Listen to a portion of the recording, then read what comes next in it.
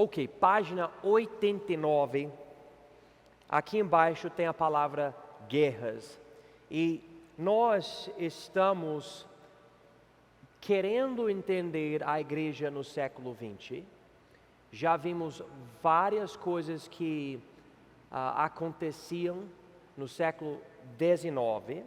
E agora nós precisamos ver guerras que aconteciam no século XIX e no século XX, que impactaram a mentalidade do povo, das igrejas e até inclusive a teologia, ou para falar algo mais específico, a escatologia de muitas igrejas, da maioria provavelmente, mas eu não tenho estatísticas. E como eu falei, especialmente no século XIX, o cristianismo, o coração, vamos dizer, do cristianismo estava pulando o Oceano Atlântico da Inglaterra indo para os Estados Unidos. Então, no fim, não no fim, né? 1861, nos Estados Unidos, houve uma guerra, a Guerra Civil dos Estados Unidos. E algo extremamente feio. Muitos morreram. E entre o norte e o sul, como nós falamos, alguém aqui me corrigiu agora que não é, falam de geopolítica, não é oeste e leste, mas é ocidental e oriental, pelo menos para mim, né? E agora eu estou aprendendo mais essas coisas. Obrigado, eu sou aluno também. Mas a Guerra Civil Americana, a Primeira Guerra Mundial e a Segunda Guerra Mundial impactaram muito a sensibilidade religiosa dos Estados Unidos e do mundo. Nunca na história do mundo aconteceu uma guerra mundial antes da Primeira Guerra Mundial. Havia impérios, mas o império era basicamente um líder de uma nação, de um povo, que foi destruindo outros líderes, tomando as terras, o povo, e expandindo, aumentando o império dele. A Primeira Guerra Mundial e a Segunda Guerra Mundial era uma guerra de vários povos e de ideias diferentes e tudo, e com bombas, e todo tipo de arma imaginável. E nós sabemos que até na Segunda Guerra Mundial tinha até bomba nuclear, destruindo uma boa parte de duas cidades, uma coisa que até levou no século XX a existir algo chamado a Guerra Fria. E é uma coisa que mudou a sensibilidade do ser humano, impactou as igrejas. Vamos tentar entender o que aconteceu. No século XIX, havia muito avivamento. Tanto avivamento que existia na sociedade uma reforma social. Vamos melhorar as cadeias, vamos melhorar a situação de pobreza, vamos melhorar a situação de trabalho, quando tem, por exemplo, um rapaz de 12 anos de idade, ele tem que trabalhar 50, 60 horas por semana para ajudar a sustentar a família. Vamos alterar essas coisas. E a escatologia é o que você acredita sobre o que será o fim do mundo, vamos dizer. Para muitos, durante o século XIX, era algo chamado pós-milenarismo. Estou falando certinho, Paulo? Pós-milenarismo. Obrigado. E pós-milenarismo é a ideia que a igreja, pela pregação do evangelho e pela santificação do povo, vai ter tanta influência que ao longo dos anos o mundo vai ficar maravilhoso. E Jesus vai voltar para um povo pronto para recebê-lo.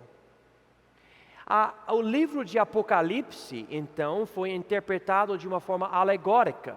Porque quando você lê sobre o dragão e pragas e tudo, como é que você vai ver o mundo melhorando quando você lê o livro de Apocalipse? Mas as pessoas tinham essa ideia, principalmente por causa dos efeitos da América cristã, dos avivamentos, o primeiro e o segundo grande despertamento, John Wesley, George Whitefield, Jonathan Edwards, Charles Spurgeon, D.L. Moody, tipo tanta coisa tão boa, que o povo imaginava, Deus está usando a igreja está ficando cada vez mais forte. A época, nós sabemos agora, de Filadélfia, amor fraternal, vamos lá, vamos fazer o máximo e logo Jesus vai voltar. Daí chegou, primeiro a guerra civil nos Estados Unidos, mas depois a Primeira e a Segunda Guerra Mundial. E isso devastou essa ideia do pós-milenarismo na mente de muita pessoa. Isso realmente começou com a Primeira Guerra Mundial. Pessoas começaram a perceber que há forças tão más no mundo e a sociedade está até ficando tentada, está querendo ir atrás dessas coisas.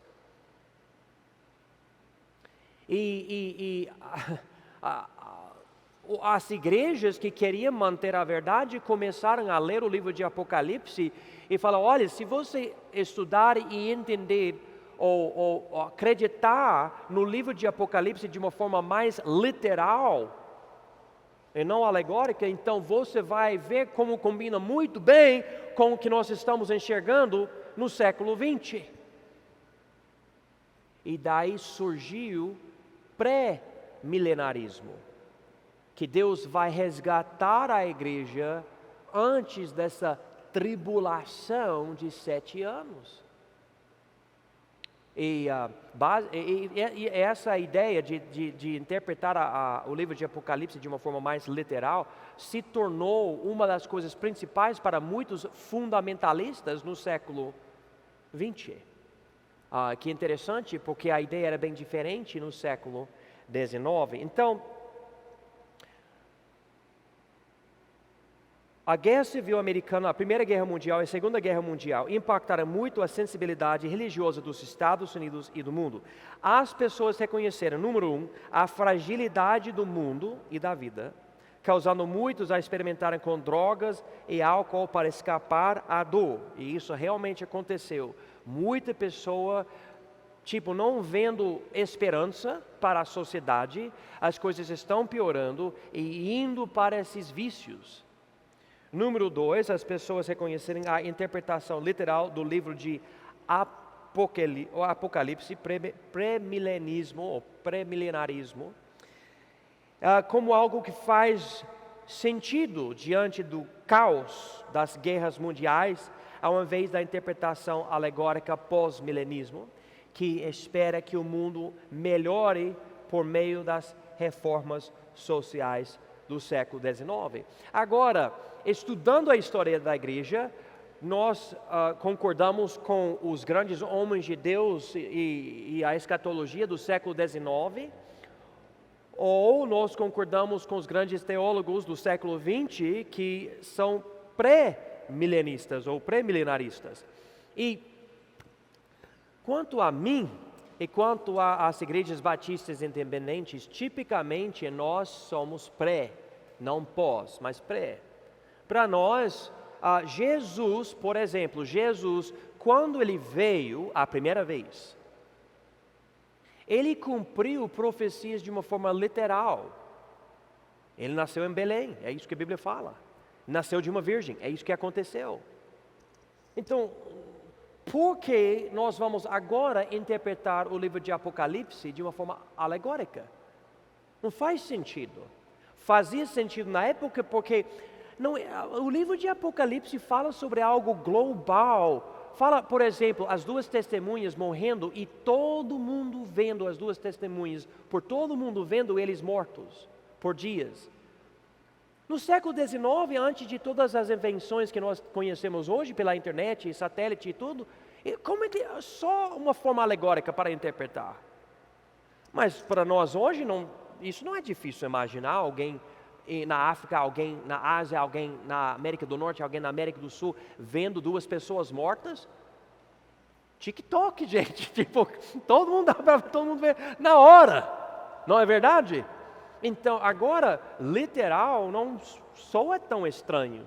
O livro de Apocalipse não é uma coisa tão esquisita. E você compara, então, o que a Bíblia fala sobre a besta, que é o anticristo, e como ele vai se levantar e ele vai formar um império semelhante aos impérios antigos, e como ele vai ter até um falso profeta que vai fazer uma imagem da besta que vai poder falar e tudo. E a gente pensa, o que é essa imagem? É um robô? Eu não sei. O quê? Inteligência artificial? Não sei. Eu sei que a Bíblia diz que Satanás vai dar poder para a besta. Então, ele vai ter poder sobrenatural. E Deus vai permitir isso. Deus não vai falar, oh, eu errei. Olha, Satanás está fazendo algo horrível com esse homem. Não vai ser assim. Deus vai permitir isso acontecer. E vai acontecer. Mas hoje em dia, pelo jeito das coisas, e lendo o livro de Apocalipse de uma forma literal, se o anticristo já vive hoje, aquele homem que vai cumprir as profecias, eu não vou ficar chocado, olha só, não, realmente as coisas estão tão ruins e cada dia parece que só precisa de uma coisa aqui ou de uma coisa ali para a coisa cair totalmente. Eu sei que pode piorar, eu sei. Daí isso nos leva a entender algo. Os séculos 19 e 20 nos mostram como o que acontece no mundo socialmente, politicamente, etc., tem como influenciar a nossa teologia. Nós então precisamos de uma forma nos divorciar da sociedade e desses movimentos enquanto nós estamos interpretando a Bíblia. Porque eu posso dizer, eu vejo isso, eu vejo aquilo no mundo, então eu acho que, calma, peraí. O que é que a Bíblia claramente fala? O que é que ela está dizendo? Sabe, você estuda e lê, e é isso mesmo. E eu sou muito contra uma interpretação alegórica das Escrituras. Muito. Eu sei que Deus usa alegoria, eu sei que Ele usa simbolismo, eu sei que existem coisas que você pode ter uma interpretação escatológica e uma interpretação histórica. Eu entendo tudo isso, beleza. Mas pega cada passagem que não faz sentido para mim e interpretar de uma forma alegórica. Eu não vejo os profetas na Bíblia fazendo isso. Por que os teólogos, pastores, missionários, evangelistas vão fazer isso no século 21? Não faz sentido. Mas é o que aconteceu. E acontece até hoje. Há pessoas, eu conheço um pastor, na verdade eu gosto de escutar ele. E ele prega forte, e ele prega bem. Mas ele interpreta o livro de Apocalipse de uma forma alegórica. E ele é calvinista, normalmente calvinista e tudo isso é tudo interligado, né? Mas é uma aula para outro dia. Na página 90, eu vou sair do resumo agora desses movimentos e ir para os eventos principais do período de Laodiceia. E quando eu digo resumo para eventos, agora nós vamos ver outros movimentos e também pessoas, etc. Mas não de uma forma resumida, nós vamos entrar mais em detalhes, coisas específicas que aconteciam entre as igrejas e especialmente as coisas que têm um impacto global ou impacto grande, pelo menos aqui no Ocidente, ok? Porque há muita coisa que acontece nas igrejas, mas não tem um impacto, ok? Então, vamos chegar aqui, página 90, e o primeiro que nós queremos ver é o movimento moderno de falar em línguas, ok? O movimento moderno de falar em línguas, 1901, bem no início do século 20. Antes do nascimento do movimento pentecostal moderno, os avivamentos nos Estados Unidos do século XIX já manifestavam fenômeno fora do normal, como, por exemplo, pessoas que caíam, tremiam, rolavam, dançavam e até latiam durante os camp meetings, cultos evangelísticos ao ar livre. Entende-se que essas manifestações foram provocadas mais para imitar o que tinha acontecido durante o início do segundo grande despertamento, pelo ministério de Charles Finney. A Bíblia em si não revela que tais acontecimentos são sinais do verdadeiro avivamento. Os presbiterianos eram os mais influentes durante esse tempo, mas os batistas e metodistas levaram essas reuniões ao próximo nível. Então, esse movimento pentecostal moderno de falar em línguas é algo do século 20. Não existia, do jeito que você vê hoje em dia na igreja pentecostal, nas igrejas carismáticas, não existia esse movimento antes do século 20. Porém, o que eu acabei de ler aqui, durante os camp meetings, que aconteciam durante os avivamentos do século XIX, já tinham pessoas caindo no chão e fazendo coisas estranhas. Vocês podem me falar o nome de um livro no Novo Testamento que fala de um avivamento com pessoas caindo no chão, dançando, latindo como cachorros, rolando no chão? Qual livro do Novo Testamento fala de avivamentos assim? Não existe, não há um livro, não está na Bíblia, não está na Bíblia. E parece que o que aconteceu é o seguinte, eu vou tentar explicar como aconteceu isso e provavelmente como isso era um precursor para o que aconteceu no século XX. No segundo grande despertamento, havia um homem chamado Charles Finney, lembra dele? E ele tinha um modo de colocar um banco ou algo em frente do pregador, em frente dele, e alguém que fica com convicção pela pregação e precisa do novo nascimento, vai chegar aqui e fica tremendo com convicção, chorando, sei lá. E ele, ou os outros pregadores seguindo ele, pregavam para a pessoa em frente de todos e todo mundo torcendo pela pessoa se converter. E a emoção disto era tal que cada reunião precisava da mesma coisa, pelo menos nas mentes das pessoas. Precisamos de alguém aqui que está tremendo, querendo se converter, e as pessoas chorando, e sabe, e ao ar livre as coisas ficavam tão animadas que parece que as pessoas acabaram fazendo coisas que nem fazem sentido, tipo caindo no chão e tudo, que é um movimento do Espírito Santo tão grande que todo mundo está caindo no chão, todo mundo, é tipo, nós nem sabemos o que o Espírito Santo quer fazer, é um mistério para nós, ele é invisível, então essa pessoa cai aqui, aquela pessoa cai ali, esse tipo de coisa. Então, essas coisas aconteciam. No século XX, no coração, especialmente do americano, eles queriam esses avivamentos. Até hoje nós falamos muito sobre avivamentos, nós queremos avivamentos. Há algo acontecendo na Universidade Asbury, hoje, faz uma semana ou mais que está acontecendo, pessoas falando de coisas estranhas acontecendo e tudo, e eu não sei o que dizer sobre aquilo, eu quero que seja de verdade. Eles falam que já aconteceu em 1970, por aí, está acontecendo novamente hoje lá, que seja um avivamento de verdade.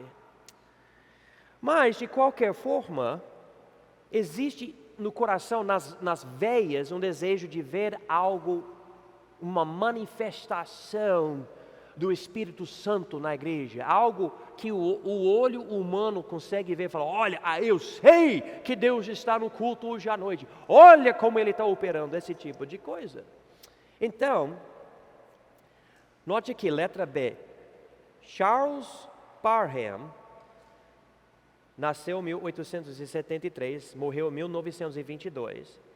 Ele era um pastor metodista.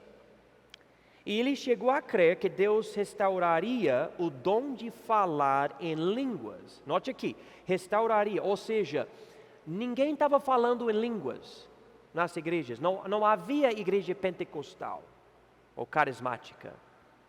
E ele falou, Deus vai restaurar isso, vai voltar a existir igual o primeiro século. Igual o dia de Pentecostes.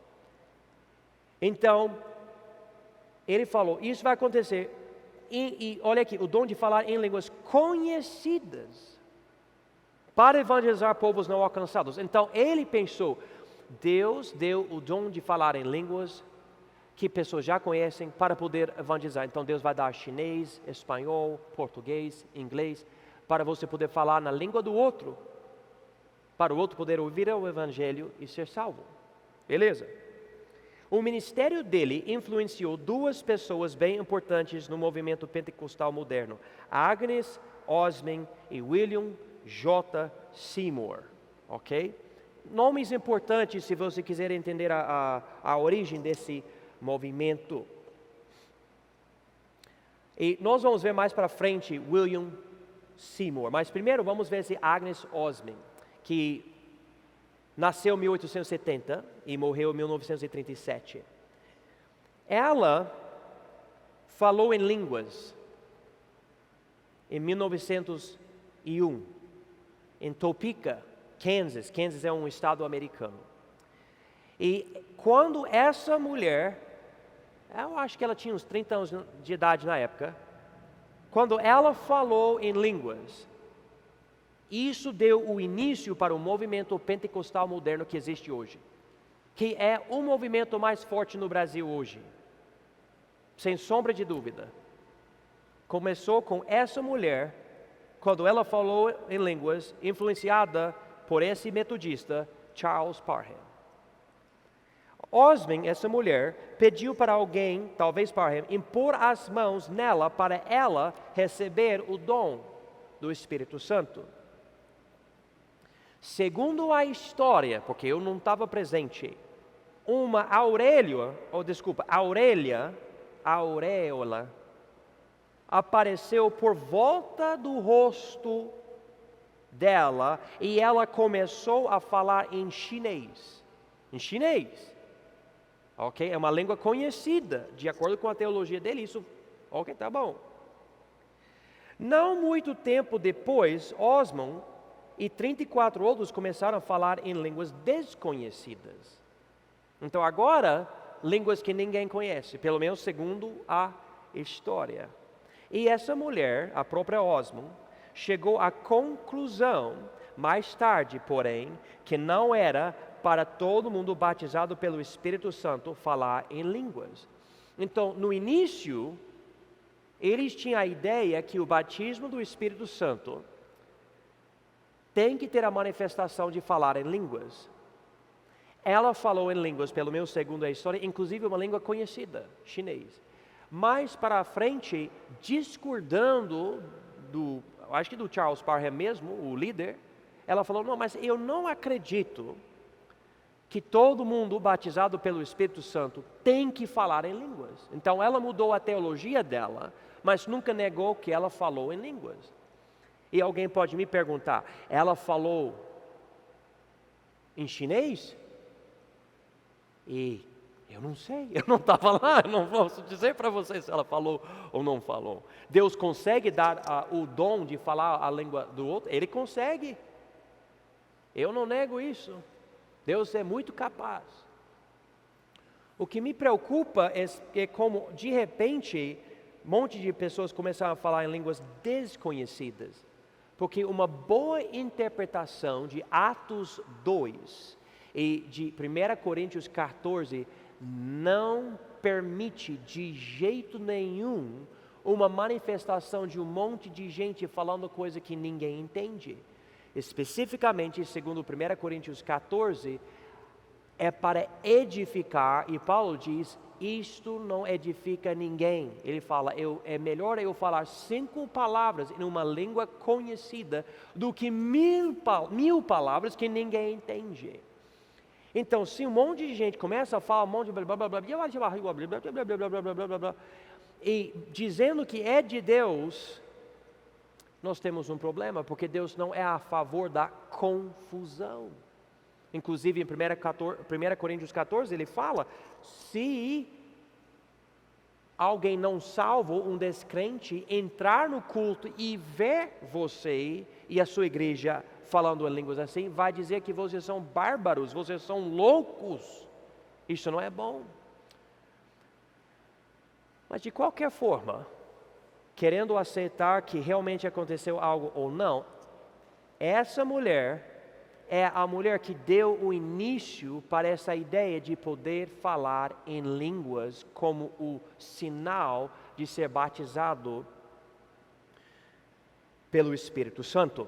E nós vamos chegar no número 3, o movimento pentecostal moderno nasce, nós vamos ver mais sobre essa ideia com William Seymour, mas antes disso, outra coisa aconteceu, eu gostaria de ver isso com vocês, número 2, o movimento de psicanálise nasce. Psicanálise. Sigmund Freud, não sei se eu estou pronunciando certo, mas nasceu em 1856 e morreu em 1939. Ele era um neurologista austríaco que se tornou o fundador da psicanálise ao publicar o livro Psicopatologia da Vida Cotidiana. Esse movimento fundamentalmente transformou os métodos utilizados para lidar com problemas emocionais e mentais manifestos no ser humano. Ao longo dos anos, mais e mais crentes optaram por buscar ajuda, note essas palavras, fora da igreja. Com psicanálise, isso veio tudo do racionalismo, individualismo, eu consigo melhorar a minha vida, eu posso entender as coisas, eu não preciso de Deus. É entender mais sobre a mente, os pensamentos, como é que a mente funciona. Nós podemos oferecer para o ser humano remédio, conselho, para aliviar a mente humana quando está sofrendo com depressão, tristeza, culpa, que todos nós precisamos para reconhecermos que somos pecadores e precisamos de um Salvador. Vocês estão comigo? E daí, o que acontece? A pessoa começa a falar, o pastor não oferece tudo isso. Ele só fala que eu sou um pecador péssimo, eu não gosto disso. E o cara lá que tem escritório e tem esse negócio tipo um título após o nome dele, e ele é rico e ele é inteligente e o mundo ama ele, esse cara, ele pode me ajudar, eu pago algumas vezes, vou lá, ele vai me ajudar. E hoje nós vemos o resultado disso. Muita pessoa já falou para mim, pastor, eu estou indo para esse psicólogo, algo assim. E a primeira coisa que eu quero perguntar, eu não faço essa pergunta porque eu não quero causar um problema no momento, talvez eu deva, mas eu quero falar, por que você não veio para mim primeiro? Porque eu sou seu pastor, eu tenho a palavra de Deus na Bíblia que eu posso usar para ajudar a sua vida. Não é verdade que Salmo 23 diz que o nosso bom pastor refrigera a alma? Refrigera a alma quer dizer que Ele pode fazer algo dentro de nós para nos refrescar e nos reanimar, ou como a Bíblia diz, refrigerar. E hoje em dia, muitas pessoas, na hora que tiver um tipo de depressão, tristeza, já procura alguém lá fora. Talvez a pessoa lá fora possa fazer algo que o pastor não consegue. Eu não nego isso. Mas é um problema quando a pessoa para de acreditar que Deus deu algo para o pastor e vai lá para o psicólogo. É um problema. É um problema. Eu sei que há muito pastor burro. Talvez eu seja um deles, não sei. Mas uma coisa eu sei. Quando Jesus começou a operar na minha vida, eu me lembro da depressão que eu tinha. E Ele eliminou 100% a depressão que eu tinha. Eu sei. Eu me lembro.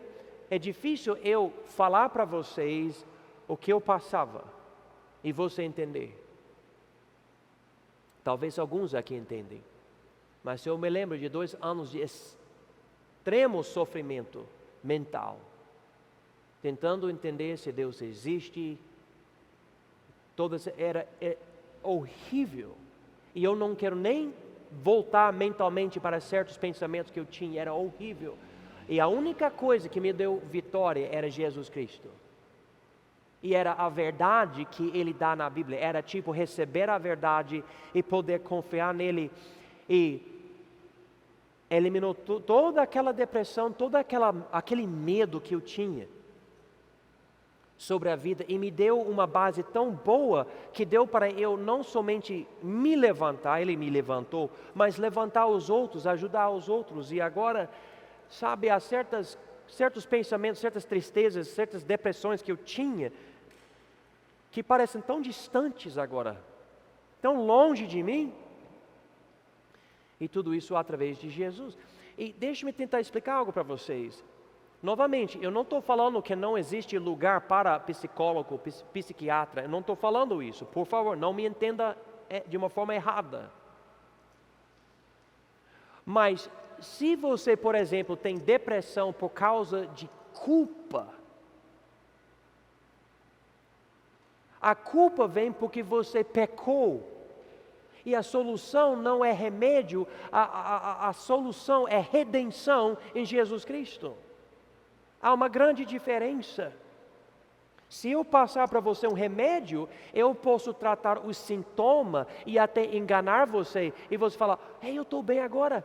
Por que você não percebe mais os sinais dentro de você que estão gritando e clamando, você tem problema com seu relacionamento com Deus. Você precisa lidar com esse problema. E daí essa depressão vai ficar resolvida. Nem toda depressão vem da culpa, mas eu estou dizendo, se você sempre vai para esse lado das coisas, você vai ignorar, rejeitar a verdadeira solução, que é Jesus Cristo. Então, no início do século XX, esse movimento de psicanálise nasceu e tem influência até hoje. Provavelmente tem mais influência hoje do que qualquer outro ano, afetando muitos até das igrejas.